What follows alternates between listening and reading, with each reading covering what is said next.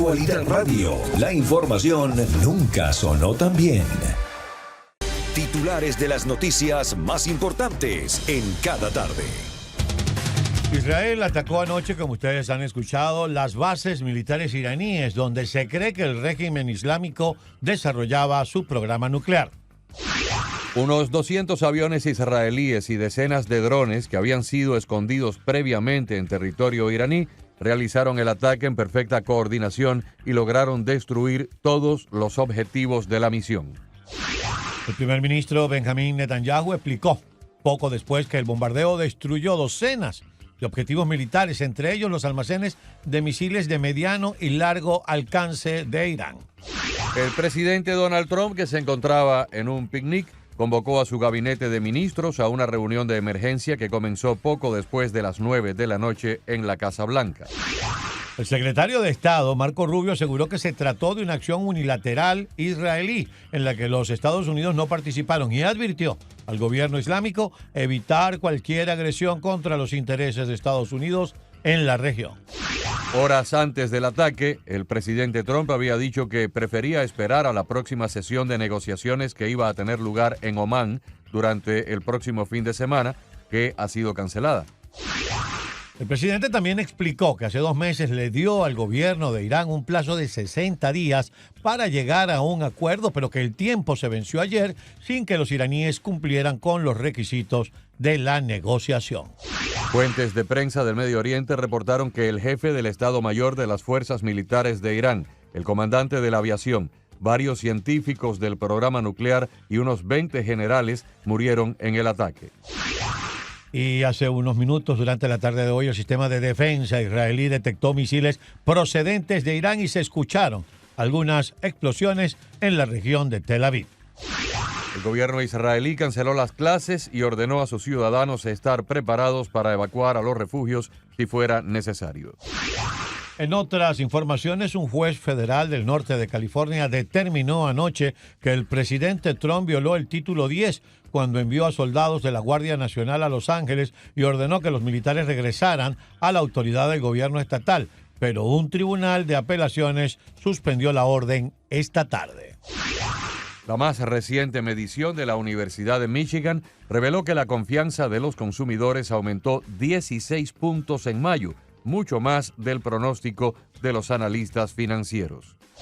Y el Departamento de Seguridad Nacional comenzó a notificar a miles de cubanos, haitianos, nicaragüenses y venezolanos que deben abandonar voluntariamente el país porque sus permisos para residir y trabajar en los Estados Unidos han sido revocados.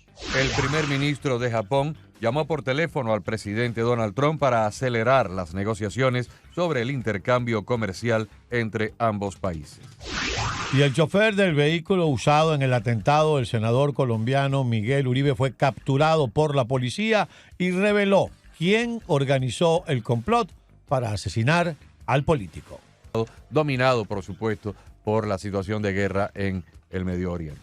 Así es. Y esta mañana cuando yo me enteré, o sea, estuvimos siguiendo todo el tema de la guerra hasta un poco tarde, pero como hemos comentado en otras ocasiones, yo me levanto muy temprano y bueno, a dormir porque si no, mañana no voy a poder hacer ni una cosa ni la otra. Y cuando me desperté y vi que el señor jefe de la Guardia Revolucionaria iraní, el señor Salami, sí, había sido abatido y que los científicos habían sido abatidos, yo dije, esto estaba, como decía el Chapulín Colorado, fríamente calculado. Sabían a dónde ir sin daños colaterales a civiles, ir directamente al corazón de quienes podían desencadenar una respuesta nuclear. Fíjate, la secuencia es muy interesante. Trump explica que el plazo de 60 días que él le dio, a través de sus diplomáticos, le hizo llegar al gobierno iraní para la negociación, expiró ayer. Él le había pedido a Netanyahu que no hiciera nada durante esos 60 días para dar oportunidad a la gestión diplomática, y Netanyahu tenía ya el dedo sobre el gatillo. Y vencido el plazo, quedaba una sesión más de conversaciones que se iba a realizar este fin de semana, este domingo, en Omán. Pero Netanyahu no quiso esperar porque aparentemente los servicios de inteligencia de Israel le habían notificado a Netanyahu de que Irán ya podía armar 15 bombas con el material radioactivo que tenía. Y los israelíes no quisieron jugarse esa esa baraja riesgosa de permitir un arma atómica en manos del régimen islámico. Y ayer mismo, cuando expiró el plazo de los 60 días que había pedido el presidente Trump, ahí mismo comenzó el ataque. Pero lo que llevaban los israelíes era una planificación perfecta. Desde hace 8 meses había agentes israelíes haciéndose pasar por iraníes dentro del territorio de Irán.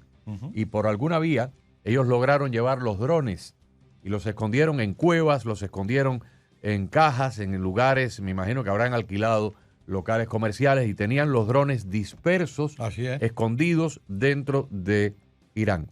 Ayer, cuando ya se dio la orden del ataque, los armaron con los misiles que llevaban debajo del dron. Y cuando los aviones israelíes despegaron, calcularon el tiempo de vuelo entre Israel y el territorio iraní para que los drones llegaran primero a destruir los radares y los misiles con los cuales hubieran podido derribar los aviones israelíes. Fue una operación sumamente precisa. Muy, muy pensada, muy bien planificada, con una táctica y una estrategia militar impecable. Muchas de las noticias que leíamos en las agencias locales iraníes eran traducidas al idioma español durante la madrugada y mañana de hoy decían que los drones que estaban asombrados de que los drones habían despegado desde territorio de Irán. Y además, no solamente los drones golpearon los depósitos de misiles, los lanzamientos de misiles, o sea, las lanzadoras de misiles y de cohetes, sino también los equipos de comunicaciones para dejarlos a ellos sin poderse comunicar, los puestos de mando y control y los radares. Pero también tenían ubicados las residencias y los lugares donde estaban durmiendo, porque esto fue la hora nuestra, fue como a las 7, 8 de la noche. Así es. Pero allá en el Medio Oriente fue como a las 3 de la mañana. Así es. Donde estaban durmiendo los generales máximos de la Guardia Revolucionaria, de la aviación, algunos diplomáticos. Por ejemplo, el diplomático que logró el acuerdo para restablecer relaciones diplomáticas entre Arabia Saudita e Irán hace 1 o 2 años, ese pasó a mejor vida. El jefe de la Guardia Revolucionaria, que es el máximo organismo militar, pasó a mejor vida o a peor vida, uno no sabe. El jefe de la aviación también fue ultimado. Varios científicos del programa nuclear y como 20 generales. Bueno, cada una de esas personas estaba en su casa durmiendo.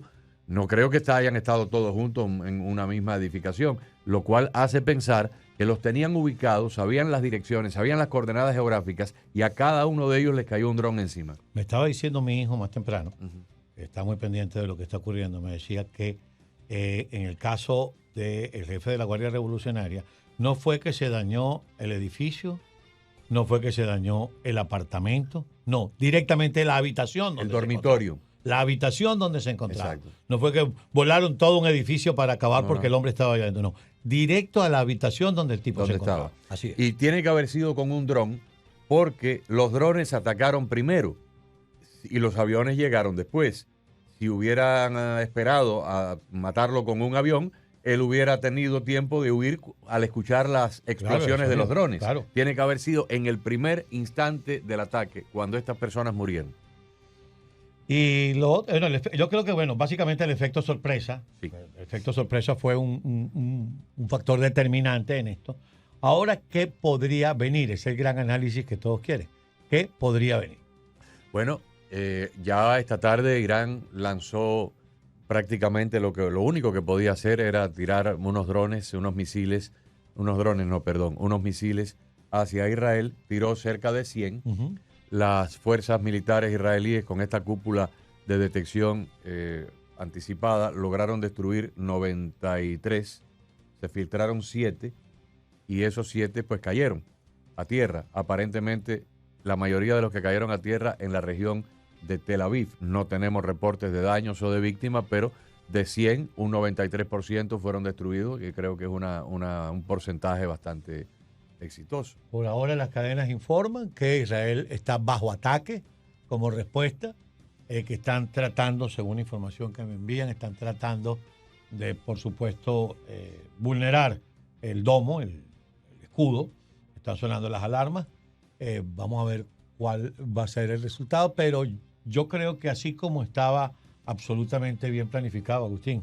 El tema del ataque con el factor sorpresa, igualmente pues la espera de la represalia y cómo enfrentar. El domo tienen que haberlo tenido engrasado y perfectamente, completamente, porque ellos sabían lo que venía después. Ahora, recuerda, Carlos, que en abril del año pasado, cuando se produjo el primer ataque de Israel a Irán, se habló de que estaba ya casi en la fase final de desarrollo un aparato tecnológico, un rayo láser, que iba a poder destruir de una manera muy barata los misiles ofensivos que venían de otro país. En este caso se hablaba de los misiles iraníes porque hubo un intercambio de misiles en esa época, en abril del año pasado, y también los misiles de Hezbollah.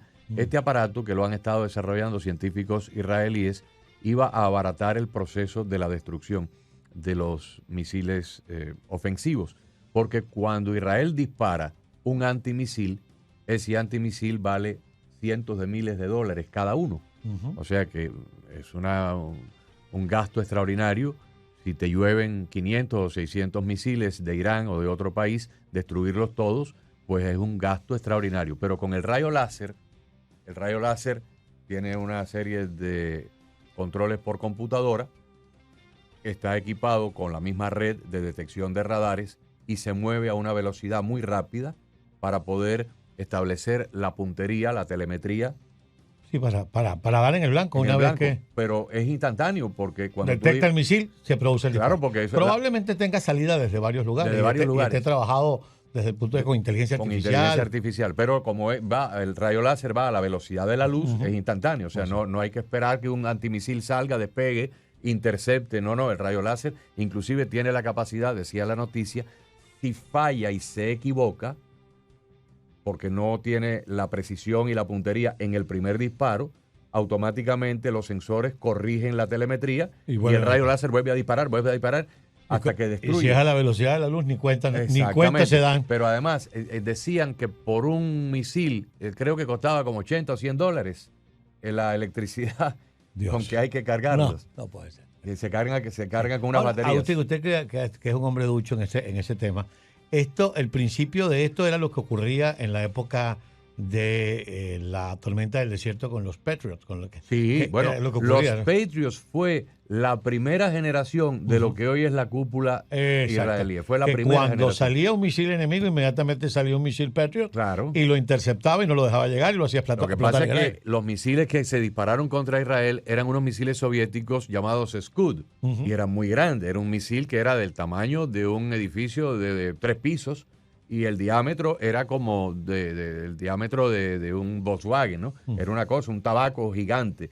Claro, el Patriot lo detectaba con una serie de radares, pero ese misil volaba a poca velocidad, era muy grande su fuselaje y el impacto del Patriot era bastante preciso. Pero luego los iraníes y los rusos y los chinos comenzaron a desarrollar misiles más pequeños, de 8 o 10 pulgadas de diámetro, con una velocidad vertiginosa. Entonces hubo que recurrir a una segunda y a una tercera generación antimisiles, y los Patriots pasaron a ser sustituidos con cosas mucho más modernas. Sí, pero ahora recuerdo que ese es el principio, ¿no? El principio es el mismo. Los israelíes tienen uno que se llama la flecha, el Arrow, que es lo más avanzado. Igual, los radares detectan y ese misil sale inmediatamente, pero con una velocidad vertiginosa y con una precisión mucho más certera, porque ahora tienen computación, tienen inteligencia artificial, tienen un montón de sensores que hace 30 años no existían. Bien, nosotros vamos igual a estar pendientes porque en este momento, mientras nosotros estamos hablando, Israel está bajo ataque, está respondiendo, por supuesto, y vamos a ir actualizándoles a ustedes acerca de lo que ocurra. Por cierto, que vamos a leer algunos de los mensajes. Aquí nos preguntan que por qué nosotros nunca hablamos de Brasil. De Brasil, no está pasando nada en Brasil. ¿Cómo no? Mire lo que le voy a decir.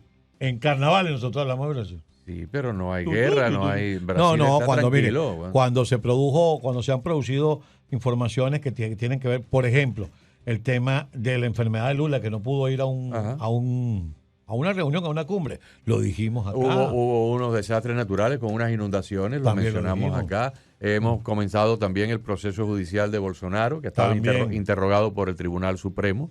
Pero hoy hablar de Brasil cuando hay bombas y cohetes allá en el Medio Oriente, no.